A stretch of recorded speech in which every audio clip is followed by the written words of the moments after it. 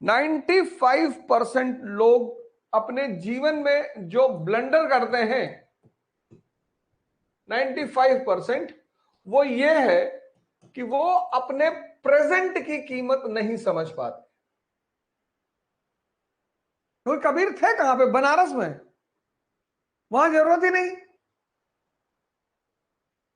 बनारस तक पहुंचते पहुंचते तो भारतीय जो आक्रांता बाहर से आता था वो बनारस से पहुंचते पहुंचते गुटखा खाने लगता था। यही के रंग में रंग जाता था वो।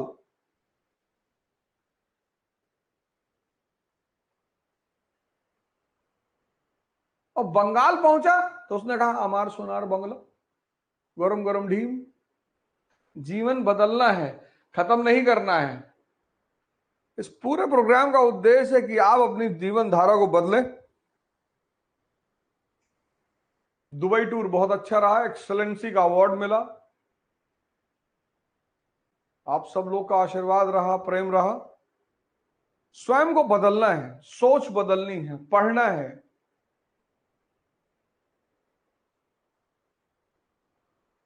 तो सुबह उठ के सबसे पहला काम डायरी बनानी है। आज पूरे दिन का प्रोग्राम बनाना है कि आज करना क्या क्या है। प्रोग्राम को तोड़ना नहीं है, डिसिप्लिन को तोड़ना नहीं है। पढ़ने की सोच को बदलना है,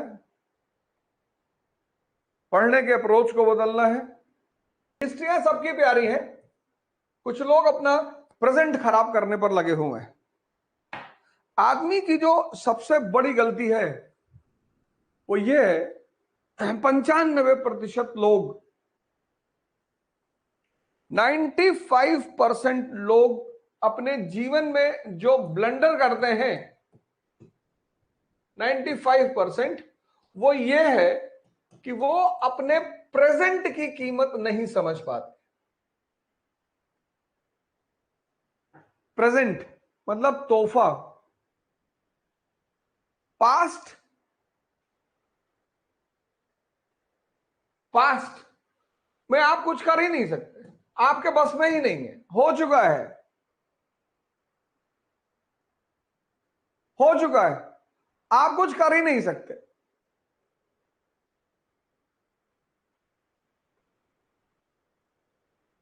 पास्ट हो चुका है, आप यहां से सिर्फ और सिर्फ सीख सकते हो। What is history?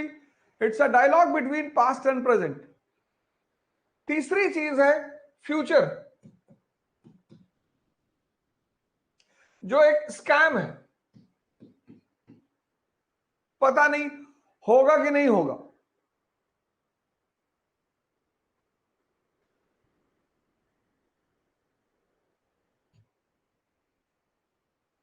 तो पास्ट में आप कुछ कर नहीं सकते, फ्यूचर में आप कुछ कर नहीं सकते, बचा क्या? प्रेजेंट। तो जो व्यक्ति अपने प्रेजेंट को बना ले बस वो महान हो जाएगा। जितने ताकतवर लोग दुनिया में हुए, जितने सफल लोग दुनिया में हुए, जितने महान लोग दुनिया में हुए, उनको यह बात समझ में आ गई कि प्रेजेंट पे काम करना है। जब दो चीजों पे काम हो ही नहीं सकता, हो ही नहीं सकता, और इस प्रेजेंट में रहने को ध्यान कहते हैं। ये जो प्रेजेंट में रहने की प्रक्रिया है अभी में, इसी को ध्यान कहते हैं। और 95% लोग इस खेल को समझ ही नहीं पाते। तो प्रेजेंट पे ध्यान देना है, प्रेजेंट पे। प्रेजेंट मतलब तोहफा। पास्ट से सीखना है, फ्यूचर में सोचना नहीं है, क्योंकि जो तुम आज कर रहे हो वही तुम्हें फ्यूचर में मिलेगा।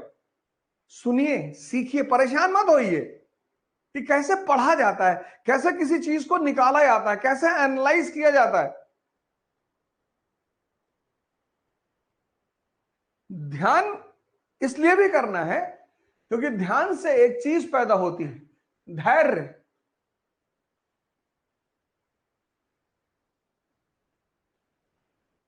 और धैर्य से धर्म,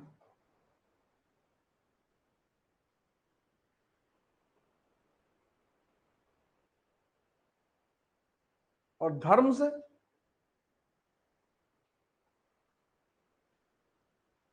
ध्यान से धैर्य, धैर्य से धर्म, और धर्म से उन्नति। धर्म का मतलब सिर्फ ये नहीं कि आप मस्जिद जा रहे हैं, मंदिर जा रहे हैं, चर्च जा रहे हैं, गुरुद्वारा जा रहे हैं ना, सिर्फ ये है ही नहीं। ये मंदिर, मस्जिद, चर्च, गुरुद्वारा इसलिए बनाए गए थे जिससे कि आप वहां जाके उस माहौल में आ जाएं। जैसे बाहर जाके वहां के माहौल में आ जाते हो ना, ऐसे मंदिर मस्जिद ये बनाए गए थे। जैसे कहते हो घर पे पढ़ाई नहीं होती, दिल्ली चले जाएंगे तो पढ़ाई होगी, वहां माहौल है, इसलिए बनाए गए थे। लड़ने के लिए नहीं बनाए गए थे कि दिन में 2 बार 4 बार आदमी मंदिर चला जाएगा, किसी कोने में बैठ के ध्यान कर लेगा, आदमी मस्जिद चला जाएगा, नमाज पढ़ लेगा। और जब वो ऐसा करेगा, इसलिए सारे धर्मों में आंख बंद करने की प्रक्रिया है।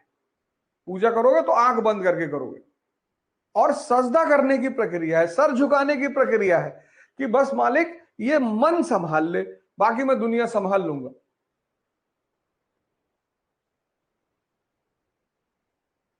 सीसीडी कैफे का ओनर अरबपति सुसाइड कर लिया। और कबीर, दोनों ग्रुप में फर्क क्या है? यही फर्क है। मैं बार बार तुमको यही तो एग्जांपल दे रहा हूं कि तुमको सिर्फ एक चीज पे काम करना है, अपने मन पर। तो सीसीडीवी कैफे, दुर्योधन, ये नाम एक तरफ लिख लो, कबीर, अंबेडकर, गांधी, ये नाम एक तरफ लिख लो, और दोनों में फर्क देख लो।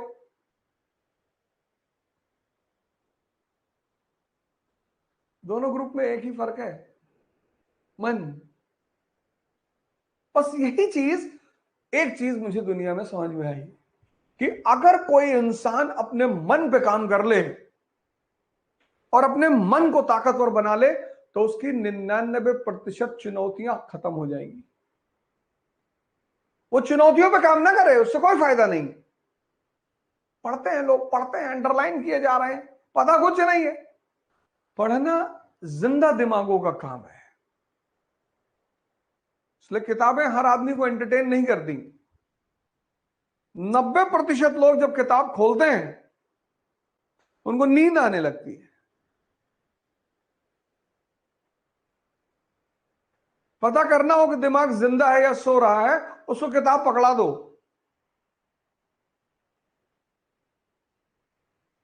वो भी डीडी बसु, सुमित सरकार, दत्ता सुंदरम, अच्छी किताबें हैं ना।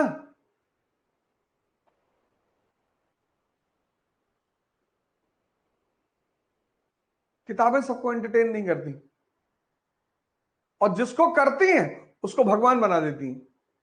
इसलिए हमारे देश में जब किताब पे पैर पड़ जाता है तो उसको मत्थे से लगाते हैं, इसीलिए क्योंकि जिसको एंटरटेन कर दें, धर्म वालों का कोई मुद्दा नहीं है। इसलिए हिंदू धर्म में सरस्वती मां को ज्ञान की देवी माना गया, और वो कहां बैठी है? कमल पे। ये सहस्त्र कमल दल, दिमाग और खुल जाए तो भगवान बना दे। डॉक्टर अंबेडकर को देखो, भगवान बना दिया। राज्य अपनी जिम्मेदारियों को कायदे से कर रहा है तो संत उठाएगा ही नहीं। संत क्यों निर्वहन करेगा, क्यों आएगा राजनीति में? अगर राज अपनी जिम्मेदारियों को कायदे से, संत वहीं पर राजनीति में आएगा, संत वहीं पर हथियार उठाएगा, वो उसकी मजबूरी है।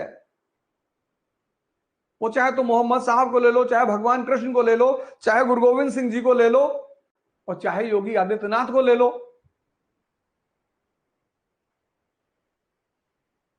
संत जब भी, उसको जरूरत ही नहीं है, उसको जरूरत ही नहीं है। लेकिन जहां भी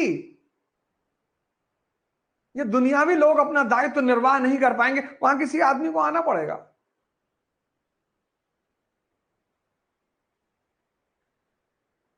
हम सब एक पिता की संतान है, लाखों संतों ने इस बात को कहा, पर इस धरती पर किसी को समझ में नहीं आया और ना कभी आएगा।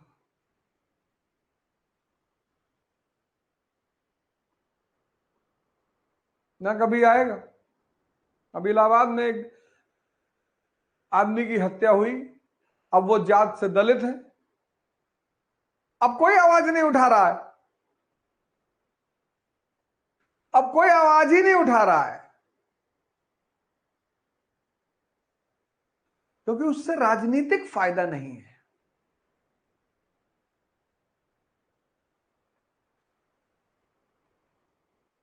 उससे कोई राजनीतिक फायदा नहीं है, उससे पोलराइजेशन नहीं होगा, और उससे पोलराइजेशन को खतरा भी पैदा हो जाएगा।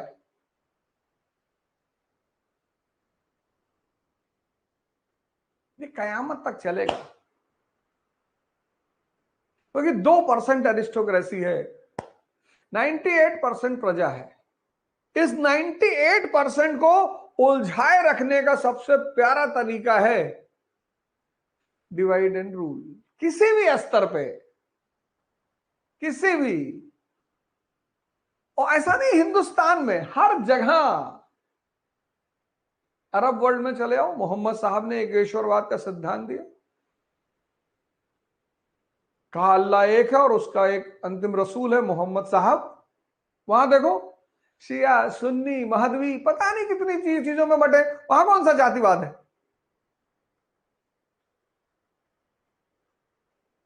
तुम यूरोप चले आओ, कैथोलिक प्रोटेस्टेंट पता नहीं कितनी डिवीजन है। 2% शाही वर्ग का जो सबसे बड़ा हथियार है 98% को कंट्रोल करने का, वो है डिवाइड एंड रूल। आपके सर पे खतरा मंडरा रहा है और आप सामाजिक कुरीतियों के शिकार हो, ऊंच नीच भेदभाव,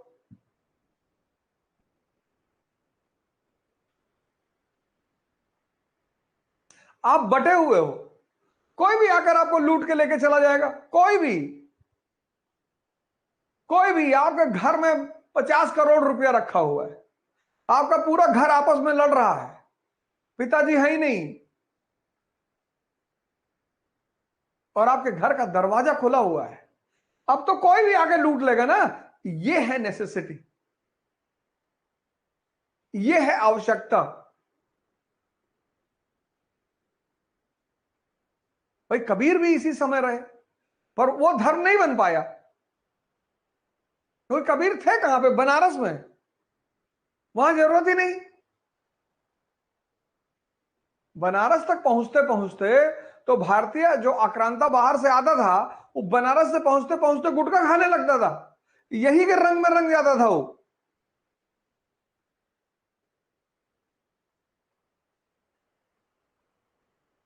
और बंगाल पहुंचा तो उसने कहा अमार सोनार बंगला, गरम गरम ढीम।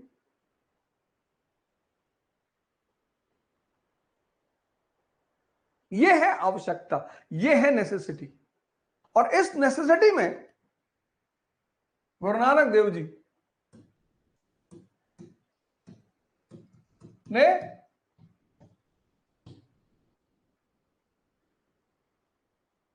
इस कहानी की नींव रखी। उनका धर्म में कोई इंटरेस्ट नहीं था, इस कहानी की नींव रखी जब उन्होंने एकेश्वरवाद का सिद्धांत दिया। अब आइडेंटिटी पैदा हो रही है, बड़ी अच्छी बात है, लेकिन आइडेंटिटी अगर राज्य के लिए खतरा बन जाए या राज्य को चुनौती दे दे, तो राज्य बर्दाश्त नहीं करेगा।